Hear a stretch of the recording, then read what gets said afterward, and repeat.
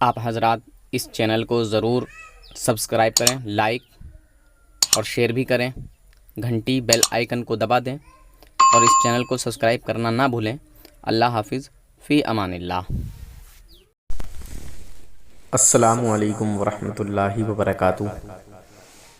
इस पूरी वीडियो को ध्यान से सुनिएगा, बागौर सुनिएगा। हो सकता है कि ये आपके भी काम में आने वाली वीडियो हो सकता है कि ये जानकारी आपके लिए बहुत अहम हो। इसको काट पीट नहीं कीजिएगा।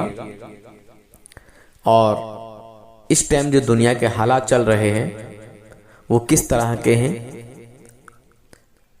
उसमें किन किन चीज़ों की ज़रूरत पड़ सकती है, इस पूरे वीडियो को, पूरे क्लिप को बगैर काटे पीटे सुनिएगा। पता नहीं कि कौन सी चीज़ आपके काम आने वाली हो। और जो भाई नए हैं इस चैनल पर वो ज़रूर सब्सक्राइब कर लें ताकि आप इस चैनल से आने वाला हर वीडियो आपके पास पहुंच जाए। तुम मरो प्यारे देशवासियों, हाथ जोड़ के विनती है, तूफान मचा दो। 1 महीना बचा है, फौजी आपके साथ हैं, पूरे हिंदुस्तान की सेना ने बेल्ट कस लिया।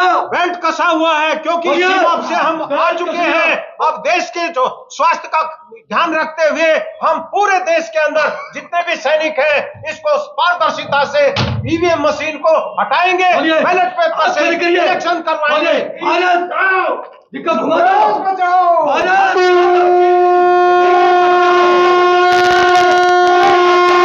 इस्लाम इजाजत देता है कि घर से बाहर निकलो, आग को बुझाओ। हर आदमी अपना आधार कार्ड सही तरीके से बनवाए। ये मत मानिए कि सिर्फ मुसलमान टारगेट है। मुसलमान तो पहला टारगेट, दूसरा टारगेट दलित है, तीसरा टारगेट ट्राइबल है, चौथा टारगेट ओबीसी है, पांचवा टारगेट गरीब है, और आखिरी जो मुद्दा है वो ये है कि कैसे इस देश में मनुस्मृति लाया जाए और सारे लोगों को पढ़ाई से रोका जाए और इनके शासन को सदियों सदियों तक जारी किया जाए। ये मुद्दा है। एक्शन क्या होना चाहिए? प्लानिंग ये है कि जिस तरह से इन्होंने मास डिसइंफ्रेंच करने की आपको कोशिश की है, आप अपने को इनफ्रेंचाइज करने की कोशिश कीजिए। कैसे इनफ्रेंचाइज करेंगे? अपने सारे वोटिंग डॉक्यूमेंट्स को प्रॉपर तरीके से सबसे पहले बनाइए। आज ही जा करके हर आदमी अपना आधार कार्ड, अपना इलेक्शन आइडेंटिटी कार्ड, बाकी सारे कार्ड्स सही तरीके से बनवाए। जो आदमी घर शिफ्ट करता है, शिफ्टिंग के बाद मैंने किताब लिखी है, उसमें कहा गया है कि अगर एक दलित और एक मुसलमान अगर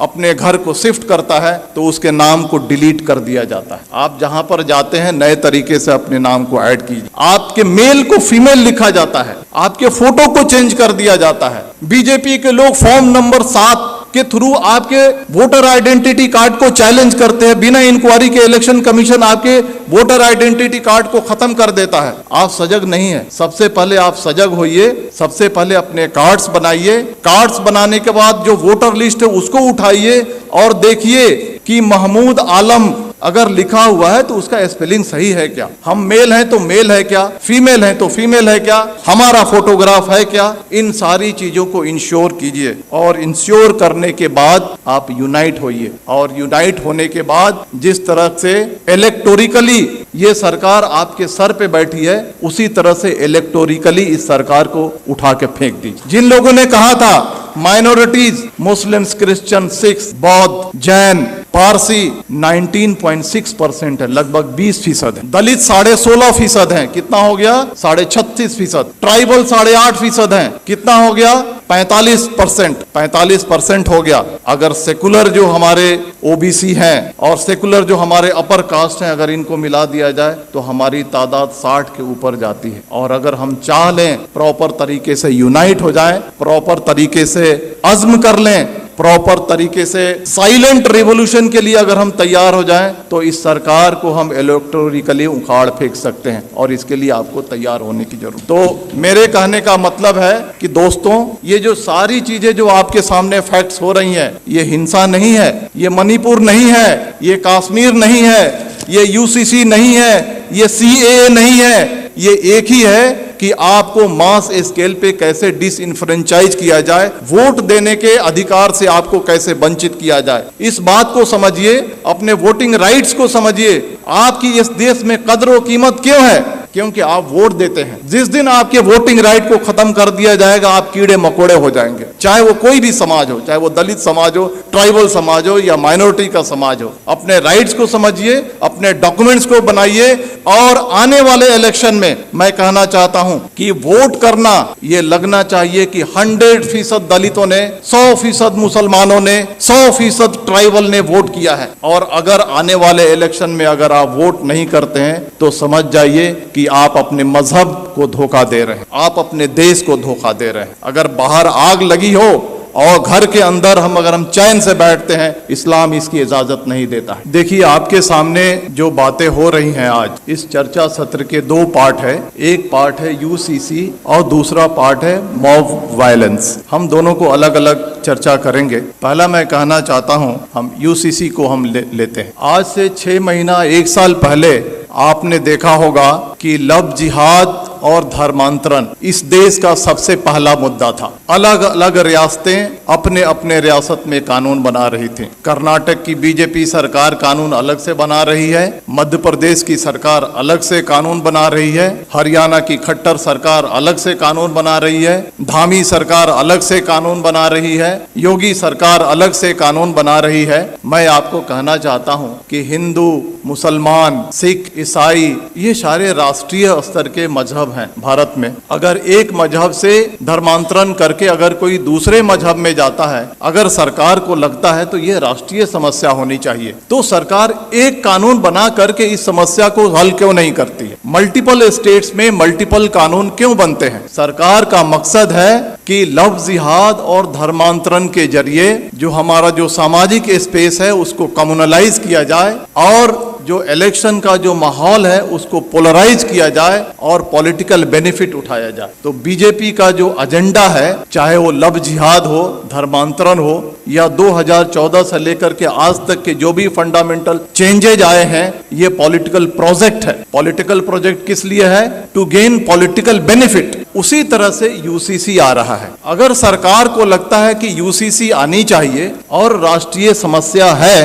तो आसाम का चीफ मिनिस्टर हिमंता बिस्वा शर्मा क्यों कहता है कि हम पॉलीगेमी पे कानून बनाएंगे? धामी सरकार उत्तराखंड का क्यों कहता है हम यूसीसी पे ड्राफ्ट लेकर के आएंगे? आप देखिएगा मेरी बात, यू मार्क माई वर्ड, कुछ दिन के बाद योगी सरकार अलग ड्राफ्ट लेकर के आएगी, कुछ दिन के बाद मध्य प्रदेश की शिवराज सरकार अलग ड्राफ्ट लेकर के आएगी। और इसका मकसद है कि ये उनका पॉलिटिकल प्रोजेक्ट है। और पॉलिटिकल प्रोजेक्ट किस लिए है? समाज को पोलराइज करने के लिए। अब सवाल उठता है कि इसका मकसद समाज को पोलराइज करने के लिए है, तो हमें क्या करना चाहिए? जहां तक यूसीसी का सवाल है, बड़े बड़े वक्ता, बड़े बड़े दानिश्वर कहते हैं सबसे ज्यादा जो नुकसान होगा वो क्रिश्चियंस को होगा, सिख को होगा, ट्राइबल्स को होगा, दलित को होगा। हमारी जिम्मेदारी है, सरकार देखिए 2014 से लेकर के आज तक जो चाहती है वो करते आई है। अगर वो चाहेगी कि यूसीसी लाएं तो हम रोक नहीं सकते हैं, लेकिन हम जो कॉन्स्टिट्यूएंट्स जो उनको वोट करते हैं उनको ये एजुकेट कम से कम कर सकते हैं कि ये जो है आपको बर्बाद करने के लिए लाया जा रहा है। इसके कॉन्स्टिट्यूएंट्स कौन है? ट्राइबल्स हैं, दलित हैं, मुस्लिम्स हैं, अदर माइनॉरिटीज हैं। इन सब को हमको एजुकेट करना है कि आपके different language, different culture, different रहन सहन आपके मजहब को बर्बाद करने के लिए लाया जा रहा है। और ये हिंदू कल्चर नहीं थोपा जा रहा है, ये Brahmanical mindset, upper caste Hindu mentality को कमजोरों पे थोकने की ये साजिश है। इसके लिए हमको देश को आगाह करने की जरूरत है। अब आते हैं मॉब वायलेंस में, क्योंकि वो ज्यादा देश के सामने एक बड़ा समस्या है। आपने देखा होगा कि जब भी मॉब वायलेंस होता है तो इसके दो पार्ट हैं कि जो बातें रिपीट हो रही हैं उसको बोलने की जरूरत नहीं है। जो पेपर में आता है, जो सोशल मीडिया पे आता है, जो वक्ताओं ने कहा, it's a matter of record, उसको रिपीट करने की जरूरत नहीं। हम क्या नया रखते हैं उसका ज्यादा महत्व है। मॉब वायलेंस के दो पार्ट हैं, एक जो एक्चुअल जो विजिलेंटे ग्रुप और एक सरकार जो खामोशी से उसका सपोर्ट करती है। जो विजिलेंटे ग्रुप है, जो एक्चुअल क्राइम कमिट करता है, आज फ्रीली घूम रहा है, हथियार कलेक्ट कर रहा है, क्राइम कर रहा है, माइनॉरिटीज पे वार कर रहा है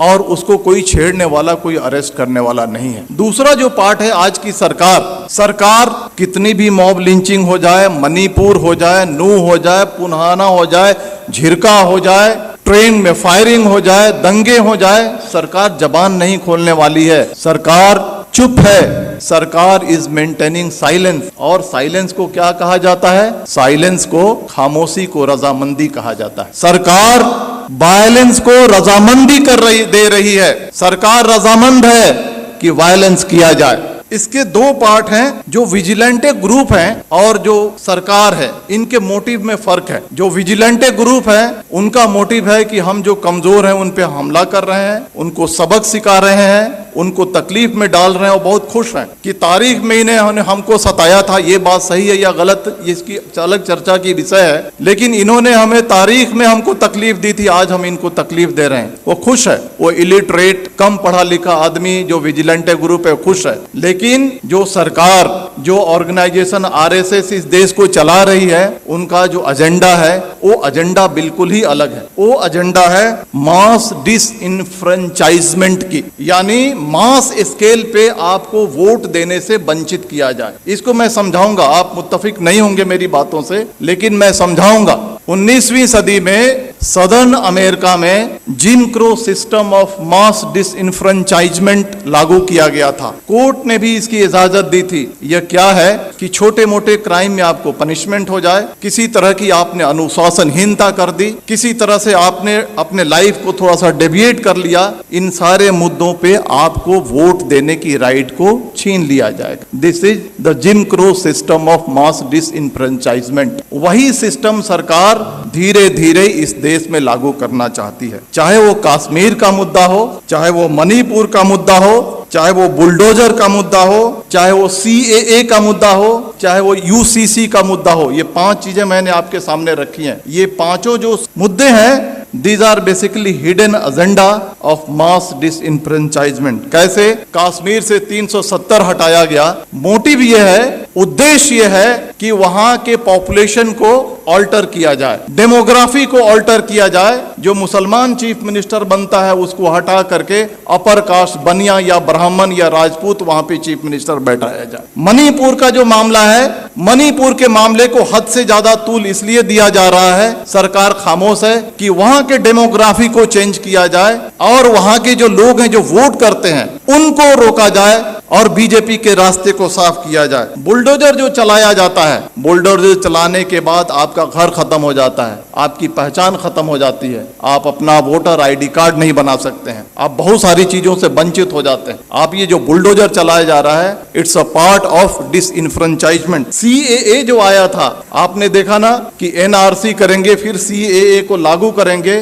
करोड़ों करोड़ों की तादाद में मुसलमानों को डिसइनफ्रेंच करने की ये साजिश थी। UCC जो लाया जा रहा है, छोटे छोटे सिविल मैटर्स को कैसे उसको पनिश करके और उस पनिशमेंट को आधार बना करके आपके वोटिंग राइट्स को छीना जाएगा। आज आपने देखा ना, एक डिफेमेशन केस को आधार बना करके एक राष्ट्रीय पार्टी के बड़े नेता के जब उसके सदस्यता को खत्म किया जा रहा है, छीना जा रहा है, तो आपकी वोटिंग राइट्स कोई बड़ी चीज नहीं है। तो ये जो चीजें जो हमारे सामने हो रही हैं, ये आपके वोटिंग राइट्स को खत्म करने की है। लेकिन बहुत अफसोस की बात है कि ठीक है, बीजेपी के रियासतों में ये हो रहा है, लेकिन कांग्रेस रूल्ड स्टेट्स हैं, रीजनल पार्टी रूल्ड स्टेट्स हैं, OBC बेस की जो पार्टियां हैं वो सरकार में है, जैसे बिहार है वहां पे हैं। लेकिन जब ये कम्युनल एलिमेंट्स कमजोरों पे, दलितों पे, मुसलमानों पे, अदर माइनॉरिटीज पे, ट्राइबल्स पे अत्याचार करती हैं, तो वैसी कार्रवाई नहीं करती हैं जैसी होनी चाहिए। ये बहुत अफसोस की बात। आग बुझाने का यही तरीका है कि अपने अधिकार को समझो।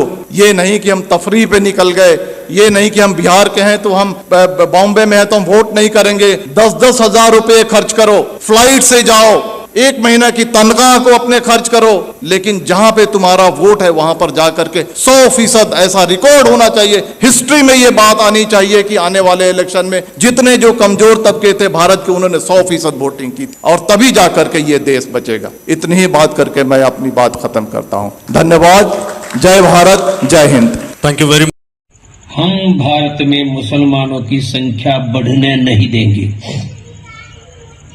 कानून बनने के बाद 2 से ज्यादा बच्चे पैदा करे वो मुसलमान को सरकारी अन्न नहीं, सरकारी स्कूल हॉस्पिटल में मुफ्त में सेवा नहीं, बैंकों से लोन नहीं, सरकारी नौकरी नहीं, और फिर भी बच्चा पैदा करते तो 10 साल के लिए जेल में डाल देंगे।